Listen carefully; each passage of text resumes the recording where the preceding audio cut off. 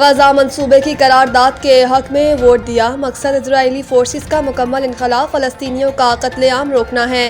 پاکستانی مندوب عاصم افتخار نے سلامتی کونسل سے خطاب کے دوران صدر ٹرمپ کے غزہ میں جنگ کے خاتمے کے لیے اقدامات کو قابل تعریف قرار دیتے ہوئے کہا کہ امن معاہدے سے غزہ میں جنگ کا خاتمہ ہوا ہے۔ پاکستانی مندوب نے کہا کہ انہوں نے غزہ منصوبے کی قرارداد کے حق میں ووٹ دیا۔ انہوں نے واضح کیا کہ ہمارا بنیادی مقصد غزہ میں معصوم فلسطینیوں کے قتل عام کی روک تھام اور غزہ سے اسرائیلی فورسز کا مکمل انخلا ہے۔ پاکستانی مندوب عاصم افتخار نے کہا اس منصوبے سے غزہ میں امن کی امید سامنے آئی ہے۔ مذاکرات میں پاکستان نے عرب ممالک کے پروپوزل کی حمایت کی۔ ہم نے پروپوزل میں اپنی تجاویز کو بھی شامل کیا۔ انہوں نے واضح کیا کہ 1967 سے پہلے کی سرحدوں کے مطابق فلسطینی ریاست کا قیام ہمارا مقصد ہے۔ فلسطینی ریاست کا دارالحکومت الاقدس ہونا چاہیے۔ یاد رہے کہ اقوام متحدہ کی سلامتی کونسل میں امریکی صدر ڈونلڈ ٹرمپ کے غزہ منصوبے کی حمایت میں قرارداد منظور کر لی گئی۔ قرارداد کے حق میں 14 ووٹ آئے جبکہ مخالفت میں کوئی ووٹ نہیں آیا۔ روس اور چین نے ووٹنگ کے عمل میں حصہ نہیں لیا۔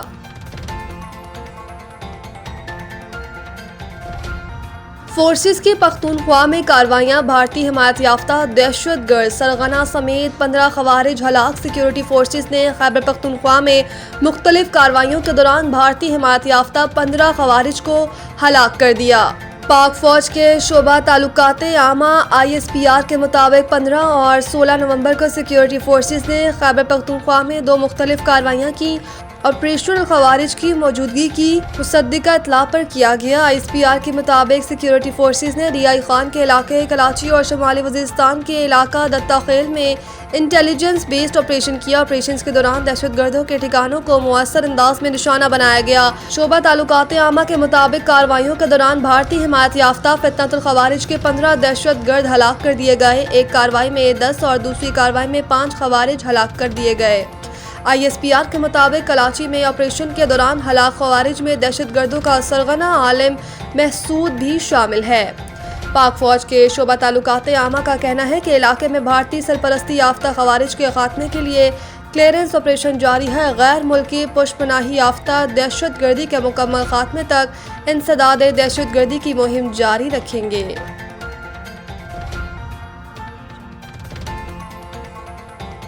کہ سعودی عرب امریکہ سے 48 طیارے خریدنا چاہتا ہے جن کی مالیت کئی ارب ڈالر ہے۔ امریکی صدر اور سعودی ولی عہد کے درمیان ملاقات میں دفاع، AI اور سویلین نیوکلیئر پروگرام پر بات چیت ہوگی۔ سعودی عرب امریکہ سے باضابطہ سیکیورٹی ضمانت چاہتا ہے۔ امریکی صدر مئی میں دورہ سعودی عرب کے دوران کیے گئے 600 ارب ڈالر کے سعودی سرمایہ کاری کے وعدے پورا کرنے کی کوشش میں ہیں۔ سعودی ولی عہد محمد بن سلمان آج وائٹ ہاؤس میں صدر ٹرمپ سے ملاقات کریں گے۔ وائٹ ہاؤس میں سعودی ولی عہد کے استقبال کے لیے غیر معمولی تیاریاں جاری ہیں۔ امریکی صدر اور سعودی ولی عہد کے درمیان ملاقات میں دفاع، AI اور سویلین نیوکلیئر پروگرام پر بات چیت ہوگی۔ سعودی عرب امریکہ سے باضابطہ سیکیورٹی ضمانت چاہتا ہے۔ امریکی صدر مئی میں دورہ سعودی عرب کے دوران کیے گئے 600 ارب ڈالر کے سعودی سرمایہ کاری کے وعدے پورا کرنے کی کوشش میں ہیں۔ امریکی صدر نے اوول آفس میں میڈیا سے گفتگو کرتے ہوئے کہا کہ ایران کی ایٹمی صلاحیت ختم کر دی گئی ہے۔ امریکی صدر نے جرائم کا گڑھ بننے والے شہروں میں فوج بھیجنے کا بھی اعلان کر دیا۔ انہوں نے کہا کہ فیفا ورلڈ کپ کے لیے بھی ٹاسک فورس بنا رہے ہیں۔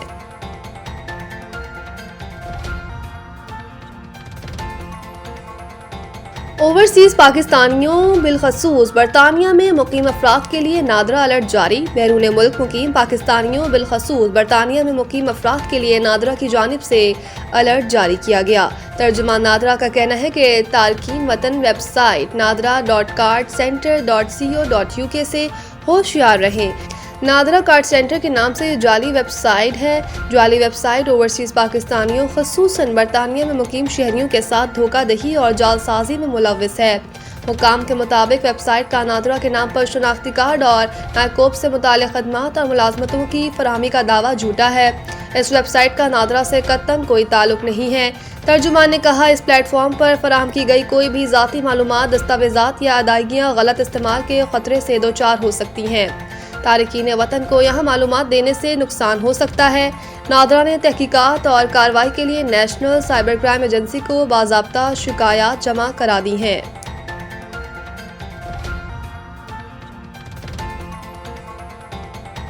لاہور سمیت پنجاب کے مختلف شہروں میں فضائی آلودگی برقرار۔ ماحولیاتی ویب سائٹ کے مطابق دنیا کے آلودہ ترین شہروں میں صوبائی دارالحکومت لاہور دوسرے نمبر پر ہے۔ شہر کا مجموعی ایئر کوالٹی انڈیکس 324 ریکارڈ کیا گیا۔ اس کے علاوہ پنجاب کے دیگر شہروں کی فضا آج بھی انتہائی معذر صحت ہے۔ فیصل آباد کی فضا سب سے آلودہ ہے، AQI 400 کو چھو گیا، جبکہ گجرانوالہ میں 300 اور ملتان میں AQI 265 تک پہنچ گیا۔ ماہرین صحت نے شہریوں کو ماسک استعمال کرنے کی ہدایت، غیر ضروری باہر آنے جانے سے گریز کرنے اور گھروں میں ایئر پیوریفائر کا استعمال بڑھانے کی ہدایت کی ہے۔ ناروے نے اٹلی کو شکست دے کر 28 سال بعد فیفا ورلڈ کپ میں جگہ بنا لی۔ میلان میں ہونے والے اہم کوالیفائنگ میچ میں ناروے نے میزبان اٹلی کو 1 کے مقابلے میں 4 گول سے شکست دے کر شاندار انداز میں ٹورنامنٹ کا ٹکٹ کٹوا لیا۔ میچ کے ابتدائی لمحات میں اٹلی نے روایتی انداز میں جارحانہ کھیل پیش کیا اور 1 گول کی برتری میں حاصل کر لی، تاہم دوسرے ہاف میں ناروے نے میچ کا نقشہ یکسر بدل دیا۔ انتونیو نوسا اور ایرلنگ ہالینڈ نے شاندار کارکردگی دکھاتے ہوئے مسلسل حملے کیے، جس کے نتیجے میں ناروے نے 4 گول سکور کر کے میچ پر مکمل کنٹرول حاصل کر لیا۔ ناروے کی اس تاریخی کامیابی کے بعد ملک بھر میں شائقین نے زبردست جشن منایا، جبکہ میچ کو دیکھنے کے لیے ناروے کے شہزادہ شہزادی اور ہزاروں شائقین میلان کے اسٹیڈیم میں موجود تھے، جنہوں نے اپنی ٹیم کی غیر معمولی کارکردگی پر کھلاڑیوں کا بھرپور حوصلہ بڑھایا۔